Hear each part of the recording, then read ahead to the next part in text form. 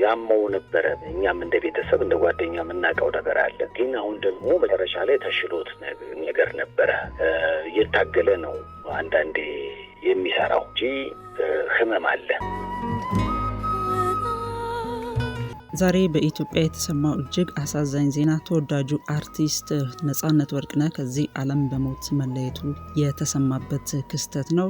የአርቲስቱ ድንገተኛ ህልፈት ብዙዎችን አስደንግጧል። የሞቱ መንስኤ፣ የህመሙ ምክንያት ምን እንደሆነ መነጋገሪያ ሆኗል። ህይወቱ ከማለፉ አንድ ቀን በፊት በመደበኛ የስራ እንቅስቃሴው ላይ እንደነበረም ተገልጿል።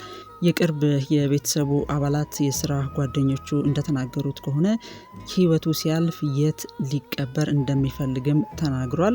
ይሁንና የቀብር ስነ ስርዓቱ እሁድ በቅድስት ሥላሴ ካቴድራል ቤተክርስቲያን እንደሚፈጸም ነው የተነገረው። ይህም አነጋጋሪ ሆኗል። ይህን በተመለከተ መረጃዎችን በዝርዝር ይዘንላችሁ ቀርበናል።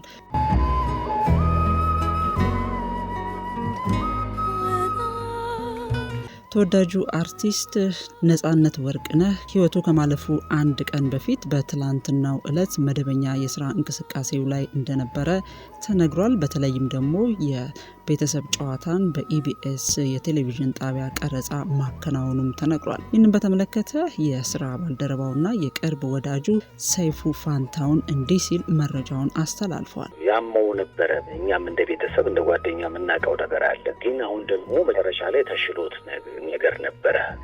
እየታገለ ነው አንዳንዴ የሚሰራው እንጂ ህመም አለ።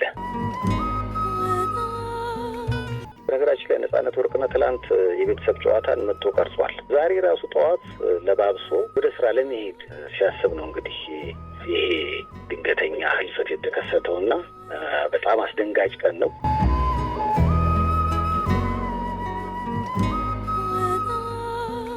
በዛሬው ዕለትም አርቲስት ነጻነት ወደ ስራ ለመሄድ ዝግጅት እያደረገ በነበረበት ወቅት ነው ከፍተኛ ህመም የተሰማው። ወዲያውኑም ለቅርብ ጓደኛው በመደወል ሁኔታውን ያሳወቀ ሲሆን ወዲያውኑም ከጓደኛው ጋራ በፍጥነት ወደ ሕክምና ጣቢያ አመሩ። የሕክምና ጣቢያው ICMC ሆስፒታል ሲሆን በመንገድ ላይ ሳሉም ህመሙ እየባሰበት መምጣቱ ነው የተነገረው። የሕክምና ተቋሙ ከደረሱ በኋላና የሕክምና እርዳታ ማግኘት ከጀመረ በኋላ ነጻነት በሚያሳዝን ሁኔታ ቀትር ላይ ምሳ ሰዓት አካባቢ ህይወቱ ሊያልፍ ችሏል። ፖሊሶችም በሆስፒታሉ በመገኘት ሙያዊ የምርመራ ሂደትን ማከናወናቸውን የተነገረው።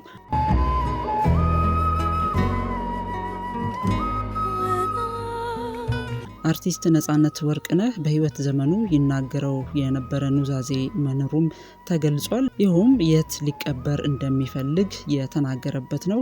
እናትና አባቱ በህይወት ስለሌሉ ያሳደጉትን አያቱን እጅግ በጣም ይወዳቸው ስለነበረ እሳቸው አጠገብ መቀበር እንደሚፈልግ ነው የተናገረው።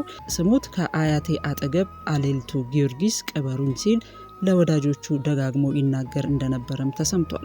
በጣም የሚያስገርመው ነገር ደግሞ ይህ ድንገተኛ የህልፈቱ ከመሰማቱ በፊት ከአንድ ሳምንት በፊት ነጻነት ወደዚሁ ወደ አሌልቱ ጊዮርጊስ በመሄድ ቤተክርስቲያኑን ስለማሳደስና ሌሎች የልማት ስራዎችን ስለማከናወን ከደብር አስተዳዳሪዎቹ ጋርና ከሚመለከታቸው አካላት ጋር መነጋገሩ ነው የታወቀው። ዛሬ ህልፈቱ ከተሰማ በኋላ የቀብር አስተባባሪዎቹ ይፋ ባደረጉት መረጃ ላይ ግን አርቲስቱ የሚቀበረው በቅድስት ሥላሴ ካቴድራል ቤተክርስቲያን እንደሆነ ነው የተነገረው። ይሁንና እሱ እንደሚፈልገው አሌልቱ ጊዮርጊስ ቤተክርስቲያን መቀበር አለመቻሉ አነጋጋሪ ሆኗል። ፍላጎቱ ቃሉ መከበር አለበት የሚሉ ሀሳቦች እየተሰነዘሩ ነው የሚገኙት። ይሁንና የቀብር ስነስርዓቱ በቅድስት ሥላሴ ካቴድራል ቤተክርስቲያን እንዲፈጸም ነው የቀብር አስተባባሪዎቹ ይፋ ባደረጉት ውሳኔ ላይ ያስታወቁት። ለዚህም ደግሞ በተለይ አርቲስቱ በኪነ ጥበብ ህይወቱ ላበረከተው ታላቅ አስተዋጽኦ የሚገባውን ክብር ለመስጠት ከመፈለግ አንጻር እንደሆነ ነው የቅድስት ሥላሴ ካቴድራል ቤተክርስቲያን ሊመረጥ የቻለው ተብሏል። በመጪው እሁድም የቀብር ስነስርዓቱ እንደሚፈጸም የተነገረው በባህር ማዶ የሚገኙ ቤተሰቡ ወደ ሀገር ውስጥ እስኪመጡ ለመጠበቅ ታስቦም እንደሆነ ተነግሯል። በአሜሪካን ኦሪገን ግዛት የምትገኘው ባለቤቱና የሶስት ልጆቹ እናት ወደ ኢትዮጵያ የምትመጣበት ቀን በመሆኑም የቀብር ስነስርዓቱ ወደ እሁድ ሊራዘም መቻሉ ነው የተነገረው። ባለቤቱ እሁድ ማለዳ ወደ አዲስ አበባ የምትደርስ ሲሆን ወዲያውኑም የሽኝትና የቀብር ስነስርዓት መርሃ ግብር በዚያው የቅድስት ሥላሴ ቤተክርስቲያን ይከናወናል። ለመላው ቤተሰቡ፣ ወዳጅ አድናቂዎቹ መጽናናትን እንመኛለን።